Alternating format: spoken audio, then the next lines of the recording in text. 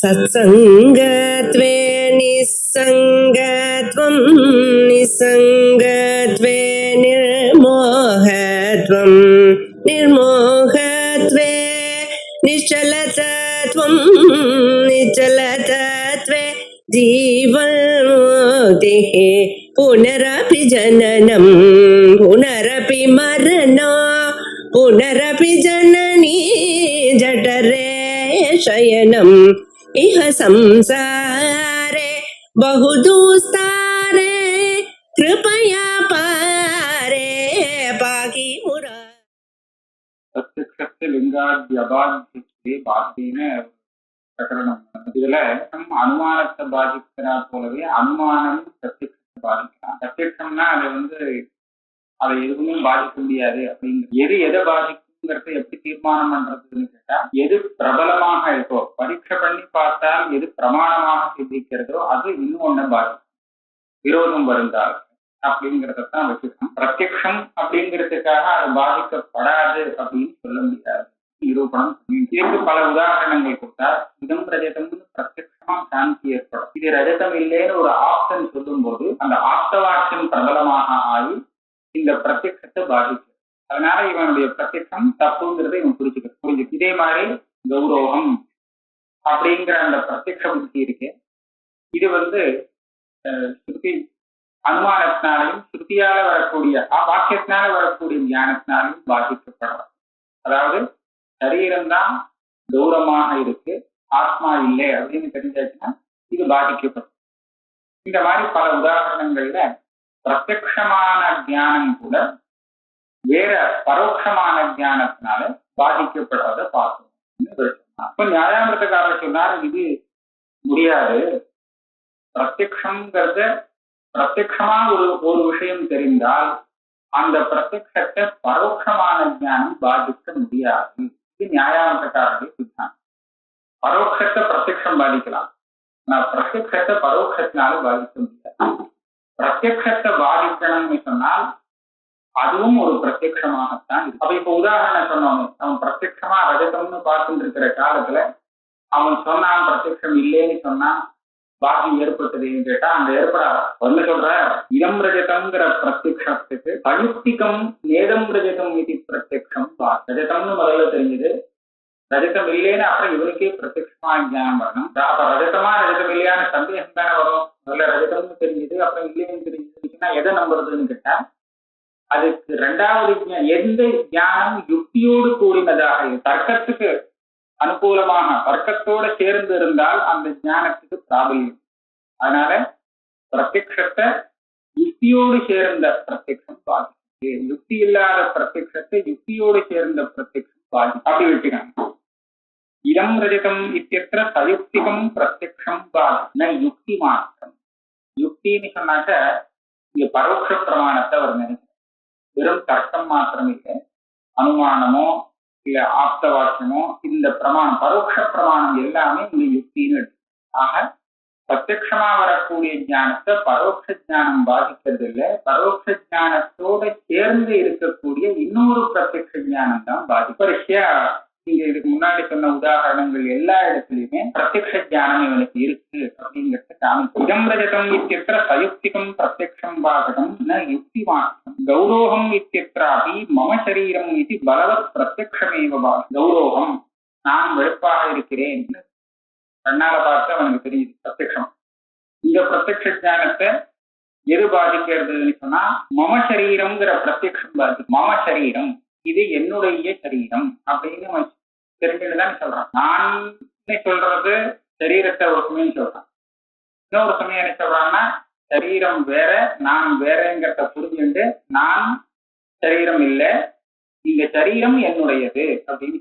மம சரீரம்னா என்ன? என்னுடைய சரீரம். அப்ப நான் வேற சரீரம் வேறன்னு தெரிஞ்சிருந்தா தான் இவன் என்னுடைய சரீரத்தை சொல்ல முடியும். அதனால சரீரம் வேற ஆத்மா வேற அப்படின்னு நான் வேறங்கிற ஞானம் அவனுக்கு இருக்கு. அப்ப சரீரமே நான் அப்படிங்கிற பிராந்தி இவனுக்கு வர முடியாது. இந்த பிராந்திக்கு பாதகமான பிரத்யக்ஷம் சரீரம் வேறு நான் வேறுங்கிற பிரத்யக்ஷம் இவனுக்கு இருக்கு. அப்ப கௌரவம் அப்படின்னு ஒருத்தன் சொன்னான்னா இந்த இந்த ஞானம் இருக்கு. இந்த ஞானத்தை எது பாதிக்கிறதுன்னு சொன்னா என்னுடைய சரீரம், நாம் வேற சரீரம் வேறங்கிற ஞானமே அதுக்கு பாதகமாக இருக்கு. இந்த ஞானம் இவனுக்கு ஆப்த வாக்கியத்தினால பரோட்ச ஞானம் இல்லை, இவனுக்கே பிரத்யட்சமா ஏற்படக்கூடிய கௌரவம் இத்தியत्रापि மம சரீரம் இது பலவத் பிரத்யக்ஷமேவ பாதகம். இந்த ஞானம் பிரபலம். அகம் இகைவாஸ்மி ததனே ஜானானஹா இது பிரமாணமேவா. சித்திகாரர் ஒண்ணு காமிச்சிருந்தார். இங்கே அகம் இகைவ ததனே அஸ்மி அப்படின்னு, இந்த ரூம்குள்ளேயே நான் இருந்திருக்கேன் அப்படின்னு சொன்னான். இந்த விஷயத்தை புரிஞ்சுட்டு இந்த ரூம்குள்ள உட்கார்ந்துருக்கேன் அப்படின்னு ஒருத்தர். இப்ப அகம்னா அவன் ஆத்மாவை நினைக்கிறான்னு சொன்னால் அது தப்பா போகுமேன்னு கேட்டார். ஏன்னா ஆத்மா அந்த ரூம்குள்ள இருக்கிறதா சொல்ல முடியாது, அது ஆகாசம் போல வியாபகமாக இருக்கு. அவன் அகம்னு சொல்றது சரீரத்தை சொல்றான்னு சொல்லணும். சரீரம் தான் அந்த ரூம்குள்ள உட்கார்ந்து இருக்குன்னு அப்படி சொல்லும் போது அவனுக்கு ஆத்மா தெரியல, சாந்தி அப்படின்னு சொல்ல வேண்டி இருக்கும்னு சொன்னாலே அப்படி கிடையாது. அவன் சொல்றது பூர்ணமாக சரியான ஒரு தியானம் தான் அது.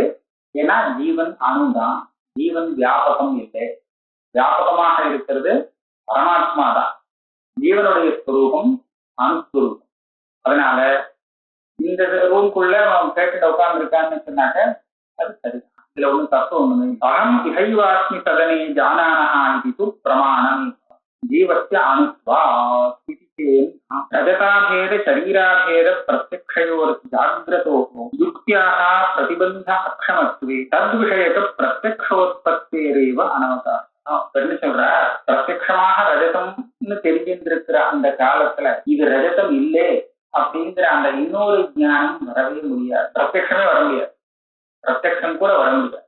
ஏன் வர முடியாது அப்படின்னு கேட்டா, ஒரு ஞானம் விரோதியான ஒரு தார்க்கிக்காக என்ன சொல்லுவான்னா, ஒரு ரெண்டு ஞானம் பரஸ்பர விருத்தமாக இருக்குமானால் அதுக்கு பிரதிபந்தக பாவம். குளத்தில் நெருப்பு இருக்காது அப்படின்னு ஒருத்தனுக்கு தெரிஞ்சிருந்ததுன்னா, குளத்துல நெருப்பு இருக்குங்கிற சாந்தியோ வேற ஒரு ஞானமோ அவனுக்கு ஏற்படாது. இந்த விஷயம் அவனுக்கு தெரிஞ்சிருந்தது. அப்ப என்னாச்சு, இந்த இது ரஜதம்னு தெரிஞ்சிருந்தால் அப்ப இது ரஜதம் இல்லைங்கிற ஞானமே ஏற்படும். அந்த ஞானமா பார்த்தோம்னா அப்படித்தானே, இது ரஜதம்னு பிரத்யட்சமாக பார்க்கிற காலத்துல இது ரஜதம் இல்லைங்கிற ஞானம் அவனுக்கு சொந்தமாக ஏற்பட முடியாது. பாக்கியத்தால ஏற்படலாம். குளத்துல ரஜத குளத்துல வலி இருக்கு அப்படின்னு யாரோ ஒருத்தன் சொல்றான், அது காதல வருதுன்னா அது புரியும் அவனுக்கு. ஆனா இவனுக்கு தானாக ஏற்பட முடியாது. இதான் பிரதிபந்த பாவம். இவனுக்கு இந்த நிச்சயம் இருந்தால் இது விபரீதமான ஞானம் இவனுக்கு தானாக ஏற்படாது. இது நமக்கு தெரிஞ்ச விஷயம் இல்லையா? அப்ப இந்த எதிர்த்தாப்போல இருக்கிற வஸ்து வெள்ளியாக தெரிகிற அந்த சமயத்துல இது வெளிதான் அப்படின்னு நிச்சயமான ஞானம் இருக்கிற காலத்துல இது வெள்ளி இல்லைங்கிற ஞானம் இவனுக்கா எப்படி வர முடியும்? பிரத்யட்சம்னு சொன்னா இவனுடைய பிரத்யட்சமா அது இருக்கணும், இது வர முடியாது.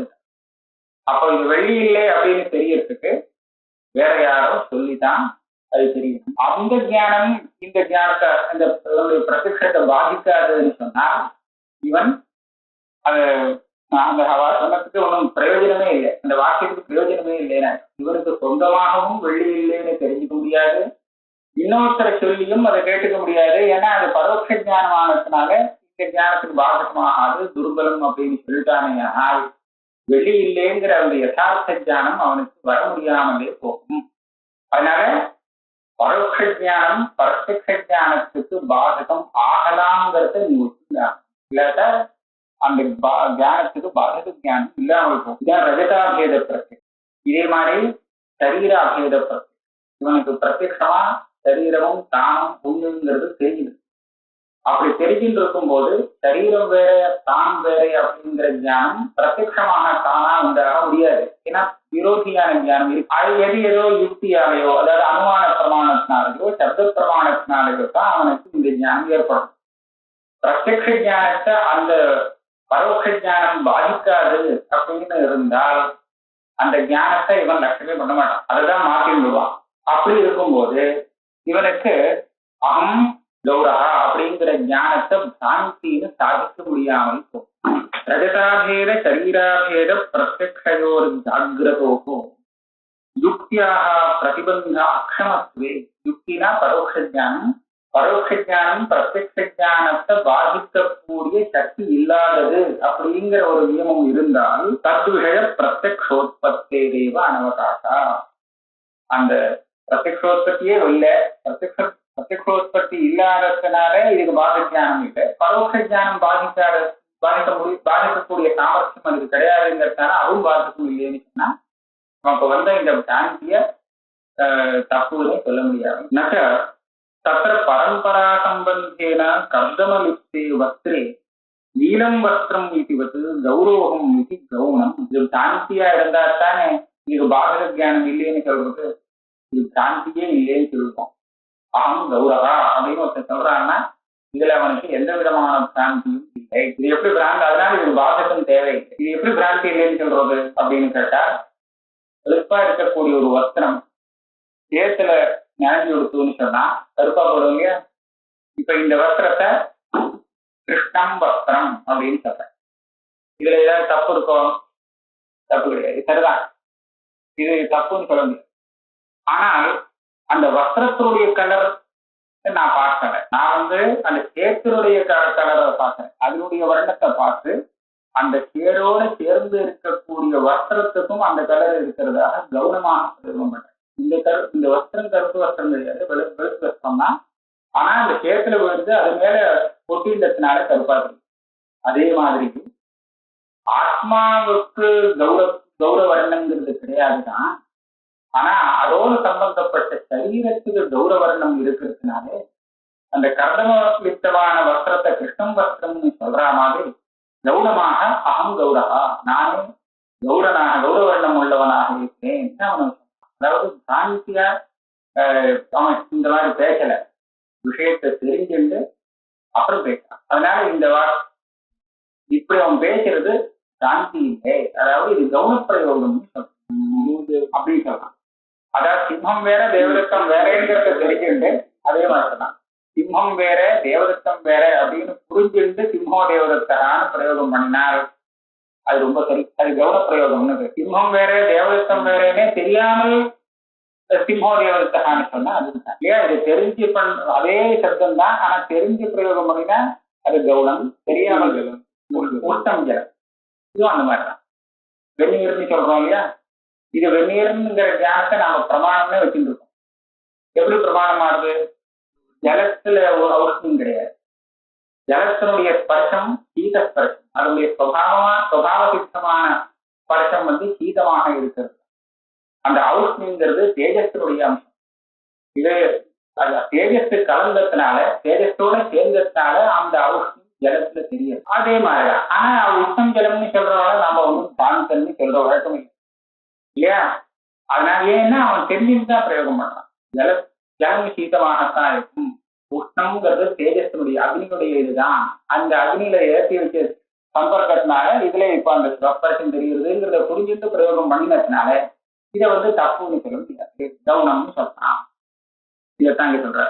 நக தத்திர பரம்பரா சம்பந்தேன கர்தமலிப்தே வஸ்திரே நீலம் வஸ்திரம் இதுவது கௌரவம் இது கௌனம். கர்தம வஸ்திரையோரிவ சரீராத்மனோ பேத அனந்தவதாயேன திருஷ்டாந்த தாஷ்டாந்திகையோர் வைஷம்யா. ஒரே வழியில அவர் பதில் சொல்லிவிட்டார். திருஷ்டாந்தத்துக்கும் தாஷ்டாந்திகத்துக்கும் இந்த அம்சத்துல சாமியம் இல்லை. அங்க சேரு வேற வஸ்திரம் வேறன்னு தெரியும். உஷ்ணஸ்பரிசம் தேஜசனுடைய ஸ்பரிசம், சீதஸ்பரிசம் ஜலத்துடைய ஸ்பரிசம்ங்கிறது தெரியும். சிம்மம் வேற, இது மாணவன் வேறங்கிறதும் நல்லா தெரியும். அதனால அந்த விஷயத்துல சாந்தி வர. ஆனா இங்க சரீரம் வேற ஆத்மா வேறங்கிறது தெரியாது. அதனால கௌரவம்னு சொல்றது சாந்தியா சொல்லக்கூடிய விஷயம். தெரியாதுன்னு எப்படி சொல்றது? சரீரம் வேற ஆத்மா வேற அப்படிங்கிறது தெரியல அப்படிங்கிறது எப்படி நிரூபணம் பண்றதுங்கிற கஷ்டம் வரும். என்னுடைய சரீரம் அப்படின்னு ஒருத்தன் சொல்றான்னு சொன்னா தெரியாமல சொல்றான். தான் வேற சரீரம் வேற அப்படிங்கிறத தெரிஞ்சுக்காமல் சரீரத்துக்கும் ஆத்மாவுக்கும் ஒரு சம்பந்தம் இருக்கு, அதனால இந்த சரீரம் என்னுடைய சரீரம் அப்படின்னு பேசுறானே, இது எப்படி நடக்கிறதுன்னு கேள்வி கேட்பார் நியாயாமத்துக்காரர். அதுக்கு இவருடைய பதில் என்னன்னு சொன்னா, இந்த என்னுடைய சரீரம் அப்படிங்கிற இந்த பிரதீதியானது சரீரத்துக்கும் ஆத்மாவுக்கும் சம்பந்தம் இருக்குங்கிறதான் தெரிவிக்கிறது. சரீரம் வேற ஆத்மா வேறங்கிறது தெரிவிக்கு. ரெண்டுக்கும் சம்பந்தம் இருக்கு. ரெண்டுக்கும் சம்பந்தம் இருக்குங்கிறது தாதாத்மிய சம்பந்தமாக கூட இருக்கலாம். தாதாத்மிய சம்பந்தத்தை வச்சு கூட இந்த மாதிரி இது என்னுடைய சரீரம் அப்படின்னு சொல்லலாம். அப்ப சரீரத்துக்கும் ஆத்மாவுக்கும் ஒரு தாதாத்மிய சம்பந்தம்னு சொன்னால் அந்த சம்பந்தம் எப்படி வரும்? வரவே வராது. அதாவது வரணும்னு சொன்னா சாந்தியா இருந்தா தான் வரும். அத்தியாசத்தினாலதான் அந்த சம்பந்தம் வர முடியும். இல்லாட்டா இதுக்கும் அதுக்கும் அத்தியந்த தமப்பிரகாசவர் விருத்தஸ்வபாவையோ விருத்தஸ்வபாவமா இருக்கக்கூடிய ஆத்மாவுக்கும் அந்த சரீரத்துக்கும் தாதாத்மிய சம்பந்தங்கிறது நிஜமாக சம்பவிக்காது. ஆக சம்பந்தம்னு சொன்னாலும் நமக்கு அந்த அத்தியாசம் இருக்குங்கிறது சந்தேகம். அதனால ததாச்ச அத்த ஐக்கியாத்தியாச ஏவ உச்சிதா. ஒரு சமயம் நியாயாந்தக்காரர் இப்படி கூட கேட்கலாம், என்னுடைய சரீரம் அப்படின்னு மாத்திரம் அவன் சொல்லிட்டு நிறுத்தல, நான் வேற என்னுடைய சரீரம் வேற அப்படின்னு சொல்றான்னு வச்சிருந்தோம். சரீரம் வேற தான் வேறன்னு தெரிஞ்சுக்காம பேச முடியாது. அப்ப இந்த ஆள சரீரத்துக்கும் அந்த ஆத்மாவுக்கும் நேரத்தை புரிஞ்சுட்டு இருக்கான்னு சொல்ல வேண்டியிருக்கு கேள்வி. அதுக்கு என்ன பதில் சொல்லணும்னு கேட்டா, இது அவன் பேசுறானே தவிர இப்ப எப்படி புரிஞ்சுட்டாங்கிறத பார்க்கணும். இது புரிஞ்சுக்கிறதுக்கு இவங்கிட்ட பிரமாணம் இல்லை. சித்திக்காரர் முன்னாடி சொன்னா நான் தான் மனுஷன் தேவதத்தன் அப்படின்னு அந்த சரீரத்தோட தன்னை ஐக்கியப்படுத்தி புரிஞ்சிருக்கிறவன் எந்த ஒரு பிரமாணத்தையும் எதிர்பார்க்காம திடீர்னு நான் வேற என்னுடைய சரீரம் வேற அப்படின்னு சாத்தியம் இல்லை, புரிஞ்சுக்க முடியாது. ஏன்னா விபரீதமான ஞானம் இது. இதை புரிஞ்சுக்கிறதுக்கு அவன் ஏதோ ஒரு ஸ்ருதி வாக்கியத்தையோ இல்ல யுக்தியையோ அனுமானத்தையோ உபயோகப்படுத்தி இருக்கான். அப்படி ஸ்ருதி வாக்கியத்தையோ அனுமானத்தையோ அவன் உபயோகப்படுத்திட்டான்னு சொன்னால் அப்போ என்ன ஆச்சுன்னா உன் பட்சத்துக்கு ஹானி ஏற்படும். ஏன்னா பிரத்யக்ஷத்தை வேற எந்த பரோட்ச பிரமாணமும் பாதிக்க முடியாது அப்படின்னு உன்னுடைய கட்சியா. அப்படி இருக்கும்போது இன்னொரு சுத்தி பிரமாணத்தை வச்சு தெரிஞ்சுக்கிட்டு சொல்றாங்கிறது சொல்ல முடியாது இல்லையா?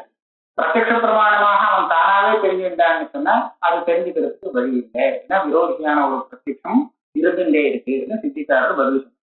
அதனால அவன் அப்படி பேசுறதே கௌரவமாக இருக்கலாம். சரீரம் வேற ஆத்மா வேறன்னு 4 பேர் பேசுறாரோ பிரிவாள்லாம் பேசுறாங்கிறத வச்சுட்டு இவனும் கீழ்பிள்ளை மாதிரி சொல்றதாக இருக்கலாமே தவிர தெரிஞ்சுட்டு சொல்றாங்கிற சொல்ல முடியாது. பஞ்சபாதிகாக்காரர் இந்த மாதிரி ஒரு சொல்லி லோகத்துல ஆத்மா எல்லாம் பேசி இந்த பிரம்மா பிரசித்தம் அப்பிரசித்தம் வாக்கியத்துல பாஷ்யத்துல கேட்டாருங்க.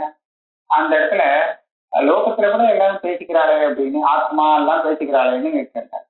அதுக்கு அவர் என்ன சொல்றாருன்னா, இது ஆத்மானு பேசிக்கிறது அவ தெரிஞ்சுட்டு பேசல, பல பேர் பேசுறத கேட்டு கேட்டு அவளும் பேசிக்கிறார். அவ சொந்தமா தெரிஞ்சுன்னு பேசலையா?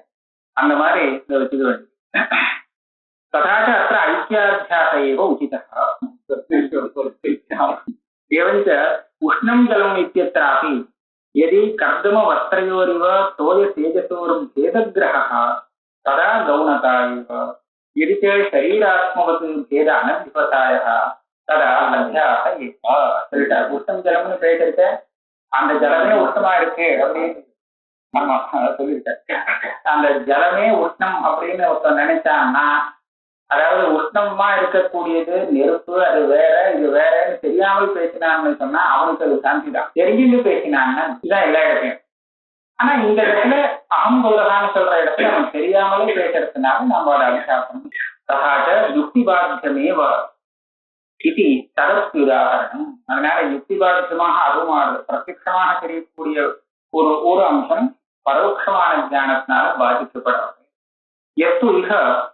எத்தோ அகம் இகைவா இது பிரமாணமித்யுக்தம் தன்னா. அவர் சொன்னார், அகம் இகைவா அஸ்மி சதனே ஜானானா அஸ்மிவ சதனே அகம் அஸ்மி அப்படின்னு சொன்னான். இது பிரமாணம் தான். ஏன்னா ஜீவாத்மாங்கிறது அணு பிரமாணம் தான், அது ஒன்றும் சர்வகதம் இல்லை அப்படின்னு நம்ம சொல்லியிருந்தான். அது தப்பு. நீ சொல்றது ஸ்ருதிக்கு விருத்தமாக இருக்குன்னா ஆத்மனா ஆகாசவத் சர்வகதச்ச இது சர்வகதத்துவேன இகைவ இது வியவச்சேதஸ்ய அப்பிராமாணிகம். ஆகாசவத் சர்வகதச்ச நித்யஹான்னு சொல்லி ஆகாசத்தை போல ஆத்மா வியாபகம்னு சொல்லி இந்த ஸ்ருதியில சொல்லியிருக்கு. அதனால ஆத்மா பரமாணு ஸ்வரூபம்னு சொல்லிருக்கு. இதுக்கு பதில் சொல்லுவாங்க போல இருக்கு இல்லையா? ஆகாசவத் சர்வகதச்ச நித்யஹான்னு பரமாத்மாவை பத்தி பேசுறது இந்த ஸ்ருதி ஜீவனை பத்தி சொல்றது. இப்ப ஜீவன் அனுதான்னு சொல்லலாம் இல்லையா? அப்படி சொன்னால் அதுக்கு ஒரு பிரகரணமே இருக்கு மேல வருது. இருந்தாலும் இங்க ஒரு வரியில சொல்லிவிடுற நக ஜீவா யுகபதேவ பாதசிரோவச்சேதேன சுக துக்கானுபவா. ஜீவன் ஒரு பரமாணு ஸ்வரூபம், ஒரு கடுகளு அளவுக்கு கூட இல்லை, அதை விட சின்னது அப்படின்னு நம்ம வச்சிருந்தோம்னா இந்த சரீரத்தை பூரா ஒரே சமயத்துல அந்த ஜீவனால வியாபிக்க முடியாது. அப்ப அவன் தலையில அந்த ஜீவாத்மா இருக்கிற காலத்துல இந்த சரீரத்துல கால்ல என்ன நடந்துட்டு இருக்குன்னு கண்டுபிடிக்க முடியாது. ஆனால் கால்ல என்ன ஒரு பாத சிரோவச்சேரின ஒருத்தனுக்கு கால்ல வேதனையும் தலையில சௌக்கியமும் ஒரே சமயத்துல அனுபவிக்கிற ஒரு அனுபவம் இருக்கு. ஒரே சரீரத்துல ஒரு பக்கம் வலி, இன்னொரு பக்கம் சுகம், இந்த மாதிரி ரெண்டையும் ஒரே சமயத்துல அனுபவிக்கிறது தெரியறதா இல்லையான்னு தெரியுது. இது தெரியாம போகும். ஏன்னா அந்த ஜீவாதியம் அவன் வந்து சுகத்தை அனுபவிக்கும் போது அந்த துக்கம் ஏற்படுற இடத்துல தெரியும். இது ஏன் எப்படி சொல்றோம்னா, இப்ப கால்ல முள்ளு குத்தினா அந்த இடத்துல வலி ஏற்படும். இந்த வலியை இந்த ஆத்மா புரிஞ்சுக்கணும்னு சொன்னா அந்த வலி இருக்கிற இடத்துல மனசு இருக்கணும், அந்த மனசுல இந்த ஆத்மா போய் சேரணும். அப்ப அந்த வலி ஆத்மாவில உண்டாகும், அதை இவன் புரிஞ்சுக்கணும்னு சொல்றான். ஆத்மா அங்க இல்லவே இல்லை, இது தலையில போயிருக்கு ஆத்மா. ஏன்னா இந்த சரீரத்துல இப்படி சுத்திட்டு இருக்கிறான், ஒரு சின்ன ஆத்மா தானே அது. அதனால தலைக்கு போகும்போது காலுக்கு இருக்காரு, காலில் இருக்காரு, காலில் இருந்தா தலையில இருக்காரு. இந்த மாதிரி ஒரே சமயத்துல சரீரத்துல எல்லா இடத்துலயும் நடக்கக்கூடிய ஒரு விஷயங்களை அதனால அனுபவிக்க முடியாமல் போகும். அது அணுவாக இருக்குமானா அதனால இந்த பட்சத்தை தப்போது நகி ஏகா அணு ஏகதா வியவஹித தேசத்வயாவச்சின்னோ பவதி. வியவஹித தனித்தனியா பிரதக்கா இருக்கக்கூடிய ரெண்டு தேசத்துல ஒரே வஸ்து ஒரே சமயத்துல இருக்க முடியுமா? இங்க இருந்தா அங்க இல்லை, அங்க இருந்தா இங்க இல்லைன்னு தான் சொல்லாம தவிர இது சரிபட்டு வராது. நகை யுகபத் பிரதீதியும் சமானா.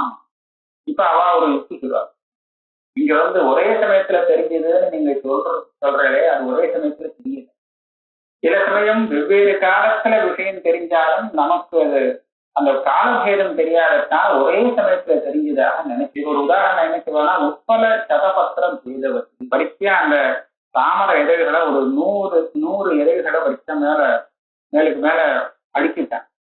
ஒரு ஊசியை எடுத்து குத்தினா ஒரே சமயத்துல அது மேல முதல் இதழிலேருந்து எடுத்து கடைசி 100வது இதழ் வரை ஓட்ட விழுது. இப்ப ஓட்ட விழுதுன்னா நாம என்ன நினைப்போம், ஒரே சமயத்துல இந்த ஓட்ட விழுந்ததாக.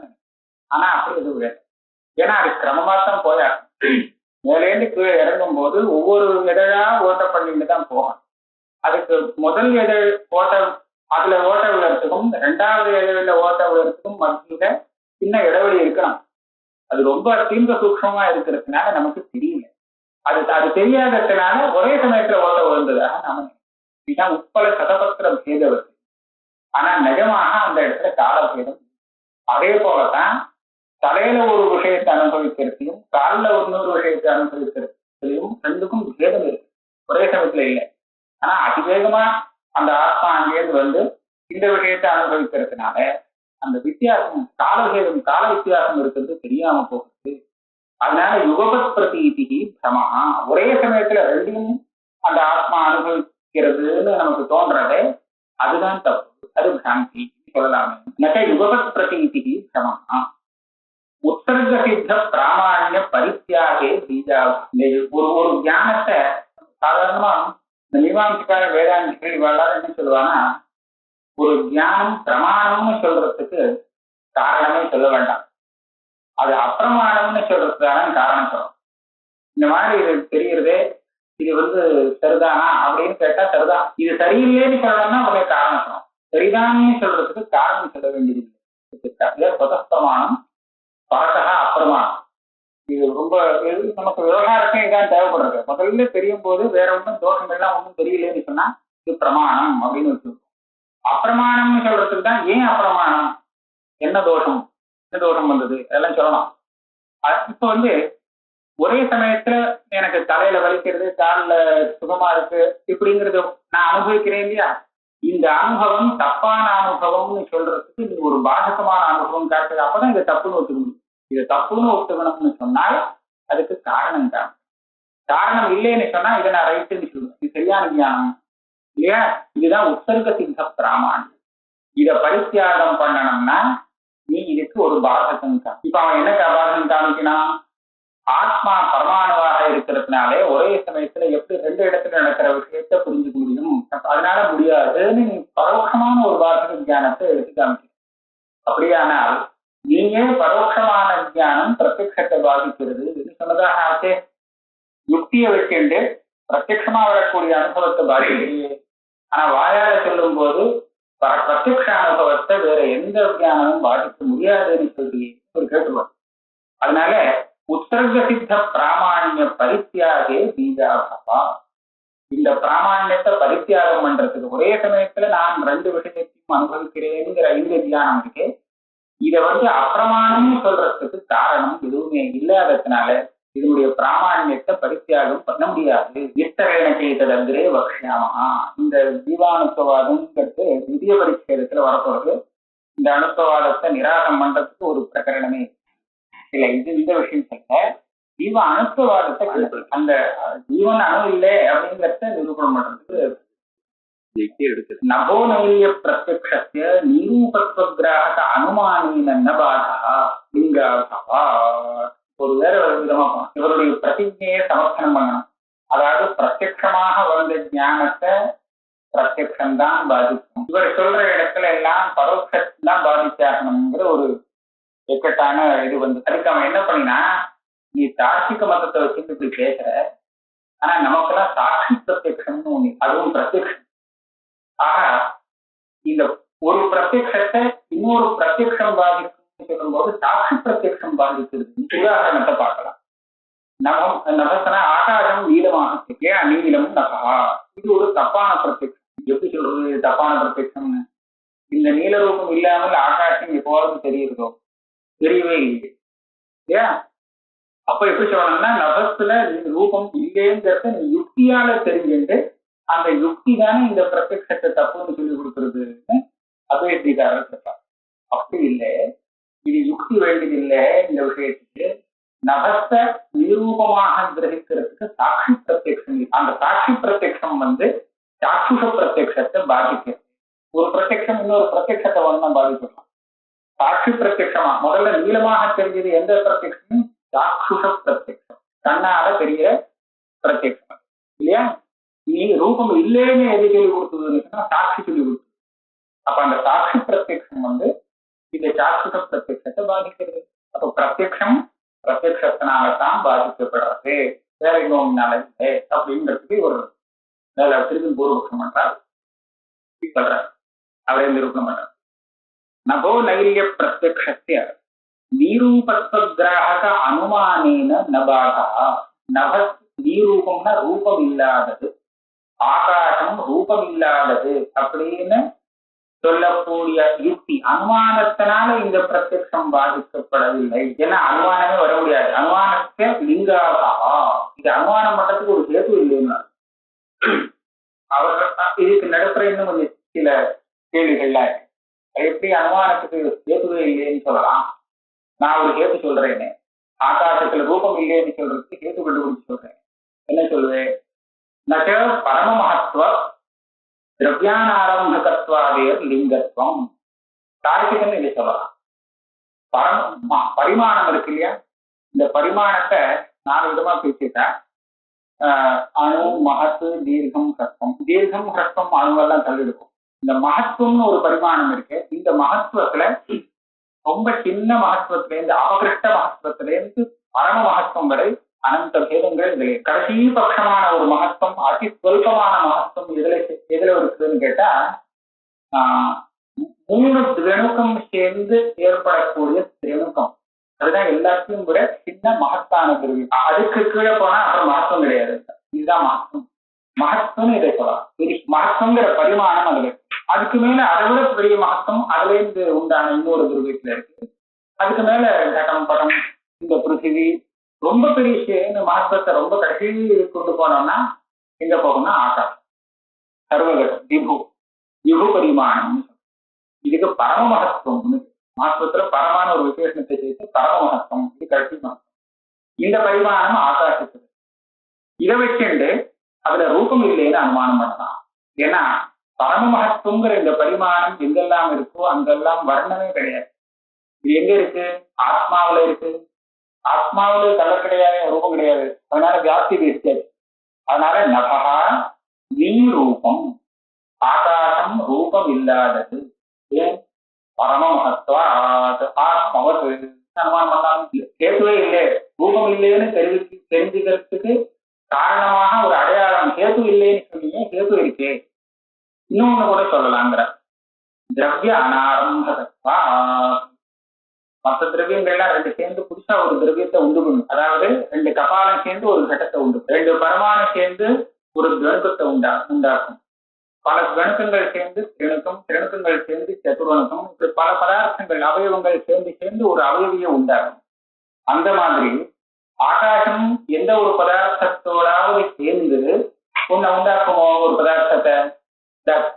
ஆகாசம் சேர்றதே கிடையாது, அது சேர்ந்தாதானே சேர்ந்து இன்னொன்னு உண்டாக்கணும்னு சொன்னா அப்ப ஒண்ணும் இல்லை. அதனால இது திரவியாரம்பகம் இல்லை, இன்னொரு திரவியத்துக்கு அவயவமாக இல்லை. இது ஆகாசம், இதையே நான் கேட்டுவாங்க. திரவிய அனாரம்பகத்வா ஆகாசம் நீ ரூபம், ரூபம் இல்லாதது. ஏன்னா அது ஒரு திரவியத்துக்கு அவயவமாக இல்லை, இது இன்னொரு திரவியத்தை உண்டாக்கல அப்படி சொல்லலாம். சொல்ற இதெல்லாம் நையாயிக்கன் மூலம்னா சொல்லலாம், நீ சொல்ல முடியாது. தொன்மதே அசித்தே பரமஹத்வான்னு சொன்ன நீ ஸ்ருதிய பிரமாணமாக வச்சிருக்கிறோம். ஸ்ருதி என்ன சொல்றதுன்னா தியாயான் ஆகாஷான்னு பரமாத்மா சொல்லி கொடுத்து, பரமாத்மா ஆகாசத்தோட பெரியவரா இருக்கார் அப்படின்னு சொல்லி வச்சா இது பரமஹத்துவம் இல்லையே, ஆகாசத்துல இருக்கிற மகத்துவம் இது ஒரு சின்ன மகத்துவம் தானே. ஆக நீ சொன்ன இந்த கேதுவானது தப்பா பொறுத்து உனக்கு சரிபட்டு வராது, நையாயிகன் வாழனா சொல்லலாம். அதே மாதிரி திரவிய அனாரம்பகத்துவம்னு கேட்டு சொல்லலாம், அதுவும் நையாயிகன் தான் சொல்லலாம், வேதாந்தி சொல்லப்பர். ஏன்னா ஆகாசத்திலேருந்து வாயு உண்டாகுது, வாயுவிலேருந்து விஷயம் எல்லாம் உண்டாகுது. அப்ப சர்வ ஜகத்திலையும் இந்த பௌத்திகங்களுக்கெல்லாம் ஆகாசம் கூட ஒரு ஆரம்பக உபாதானமாக இருந்திருக்கு, அதெல்லாம் உபாதான காரணம் வேற. அப்படி இருக்கிறதுக்கு இந்த இன்னொரு திரவியத்தை உண்டாக்கலே அப்படின்னு எப்படி கேட்டு சொல்ல முடியும்? அதனால இது வேதாந்த மதத்துல இருந்துட்டு பேச முடியாது. தொன்மத்தே அசித்தே. சரி, இதை ரெண்ட விட்டுட்டு வேற ஒரு காரணம் காமிக்கிறேன். நிஸ்பர்ஷத்வா, தொட்டா தெரியலையோ ஸ்பர்ஷம் இல்லையே, அதனால ரூபம் இல்லை அப்படின்னு சொல்ற அனுமானம். ஆகாசம் நீ ரூபம், ஸ்பர்ஷரகிதத்வா, தொட்டா தொட முடியல, அதனால அதுல ரூபமும் இல்லை சொல்லலாம். அது சொல்றாரு இந்த கேது தப்பு, விபிச்சாரின்னு. நிஸ்பர்ஷத்துவம் தூ தமசி விபிச்சாரி. இந்த இருட்டு இருக்கு, இருட்டு ஒரு பாவ பதார்த்தம்னு பேசுகிறார்களா. இருட்டை தொட முடியாது, பார்க்க முடியும். ஏன் தொட முடியாதுன்னா ஸ்பர்ஷம் கிடையாது. அப்படின்னா ஸ்பர்ஷம் இல்லை, ஆனா ரூபம் இருக்கு. ரூபம் இருந்து ஸ்பர்ஷம் இல்லாமல் போகும். ஏன் என்னாச்சு? ஸ்பர்ஷம் இல்லைங்கிறதுனால ரூபம் இல்லைன்னு சொல்ல முடியாது இல்லையா? தமசுல ஸ்பர்ஷம் இல்லை, ஆனா ரூபம் இருக்கு. அப்ப ஸ்பர்ஷம் இல்லைங்கிறத வச்சுட்டு ஆகாசத்துல ரூபம் இல்லைங்கிறது எப்படி சாதிக்க முடியும்? தமசு இருட்டா கருப்பா இருக்கிற மாதிரி ஆகாசம் கூட கருப்பா இருக்கலாமே ஸ்பர்ஷம் இல்லாமலே. அதனால இந்த ஹேது சரியில்லை, ஜாஸ்தி இல்லை, விசார தோஷம். பிருத்திவியாதி திரவேதர பூதத்வாதித்த அப்பிரயோஜனம். இந்த மாதிரி ஒண்ணு சொல்றேன், இதுல விசாரமே சொல்ல முடியாது. பிருத்திவி, ஜலம், தேஜஸ், இது மூணுல தானே ரூபம். இதை தவிர வேற எதுக்காவது ரூபம் உண்டானா கிடையாது. இந்த மூணு தான் ரூபம் இருக்கும். ஏதோ சின்ன பேருக்கு பூதத்வா அப்படி ஏதாவது சேர்த்து சொன்னீங்கன்னா ஆகாசம் பிருத்திவியாதித்ரய நீரூபம், பிருத்திவியாதி சின்னத்வேசதி பூதத்வா ஒரு அனுமானம் பண்றேன். இந்த மாதிரி எல்லாம் அனுமானம் பண்றதுக்கு அனுகூல தர்க்கம் இல்லை. இந்த வியாப்தியை கிரகிக்கிறதுக்கு அப்பிரயோஜகத்வா ஒரு இந்த ஹேது இருந்தால் இந்த சாத்தியம் அவசியம் இருந்தாகணும் அப்படிங்கிறதுக்கு ஒரு அனுகூல தர்க்கம் செய்யலாம். பூமம் இருந்தால் அங்க அக்னி இருந்துதான் ஆகணுமா, ஏன் எதுக்கா இருக்கணும் அப்படின்னு கேட்டால் அந்த இடத்துல இல்லாட்டா அந்த அக்னிக்கும் அந்த தூமத்துக்கும் உள்ள காரிய காரணம் சாவனும் சொந்தமா போயிடும் அப்படின்னு சொல்லும் அனுகூல தர்க்கம். அந்த மாதிரி ஒரு அனுகூல தர்க்கமும் சொல்லலைன்னு சொன்னா அந்த வியாப்தியை கிரகிக்க முடியாது. எதிகார சங்கைங்கிறது வியாப்தி கிரகத்தை தடுத்து அங்கேயும் இதேதான், அங்கேயும் இதே மாதிரிதான் அப்போ சங்கை. அதனால இதெல்லாம் சாதகம் ஆகாது, நிரூபத்துவ சாதகம் ஆகாது. தகாச்ச நிரூபத்துவ கிராஹக சாட்சி பிரத்யக்ஷமேவ தத்பாதகம் வாக்கியம். இப்ப இதெல்லாம் எதுக்கா சொல்ல வரீங்கன்னா அனுமானம்ங்கிறது ஒன்றும் பண்ண முடியாது, சப்தம்ங்கிறது இல்லை. அப்படி இருக்கும்போது கடைசியில ஆகாசம் ரூபம் ஆகாசத்துக்கு ரூபம் கிடையாதுன்றது எப்படி தெரிஞ்சுக்கிறோம்னா அதை சாட்சி கிரகிக்கிறது. சாட்சி எப்படி கிரகிக்க முடியும்? அதுக்காக ததா ததாச்ச நிரூபத்வகிராக சாட்சி பிரத்யக்ஷமேவ தத்பாதகம் பார்க்கும். ஆகாசத்துல ரூபம் இல்லைங்கிறத சாட்சியால அவன் தெரிஞ்சுக்கிறான். அதனால அந்த சாட்சி பிரத்யக்ஷம் தான் நீலம் நபாங்கிற பிரத்யக்ஷத்துக்கு பாதகமாக அமையிறது. இது பிரத்யக்ஷம் தான். ஆனா பிரத்யக்ஷத்துக்கு பாதகமானால் என்னுடைய நியமத்துக்கு பங்கம் எதுவும். அப்ப நீங்க கேட்கலாம், நச்ச ரூபகிரகண அசமர்த்தத்தை சாட்சினா கதம் நிரூபத்துவ கிரகம் வாக்கியம். இந்த சாட்சிக்கு ரூபத்தையே கிரகிக்க சக்தி இல்லை, ரூபம் இல்லைங்கிறத இது எப்படி கிரகிக்க? ஒரு விஷயம் என்னன்னா, ஏனேந்திரியன யாவியத்திருக்கே தேனீவேந்திரியன தன்னிஷ்டா ஜாதி தடபாவத்தை அப்படின்னு கார்த்திகன் ஒரு நியமம். ரூபம் இருக்குங்கிறது எந்த இந்திரியத்தினால நாம தெரிஞ்சுக்கிறோமோ, ரூபம் இல்லைங்கிறதையும் அதே இந்திரியத்தினாலதான் தெரிஞ்சுக்கணும். வேற இந்திரியத்தால தெரிஞ்சுக்கணும். தன்னால பார்த்துதான் அந்த ரூபம் இருக்குங்கிறது தெரிஞ்சுக்கிறோம். வேற விதமா வேற இந்திரியத்தினால இல்லை இல்லையா? அதே மாதிரி ரூபம் இல்லைங்கிறதையும் அந்த கண்ணால தான் பார்த்துட்டு. வாசனை இருக்குங்கிறத எப்படி தெரிஞ்சுக்கிறோம்? மூன்று பார்த்து தெரிஞ்சுக்கிறோம், ஞானேந்திரியத்தினால. அப்ப வாசனை இல்லைங்கிறதையும் அந்த ஞானேந்திரியத்தினாலதான் கிரகிக்கணும். வேற எதனாலும் இல்லை, அந்த அபாவம் தெரியாது.